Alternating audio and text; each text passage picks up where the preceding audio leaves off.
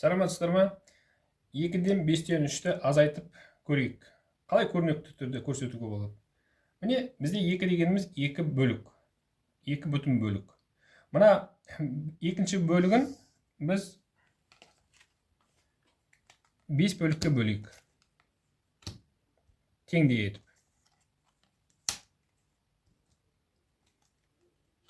Міне, бұл әлі бізде 2 бүтін бөлік. Енді бізге не дейді? Бізге айтады, 5-тен 3 бөлігін азайт дейді. Яғни, мына 5-тен 3 бөлігін азайтып тастау керек. Сонда бізде қанша қалды? 1 бүтін 5-тен 2.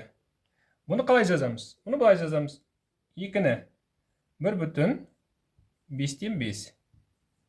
Азайтылған 5-тен 3. Бізде қалатыны сонда 1 бүтін 5-тен 2.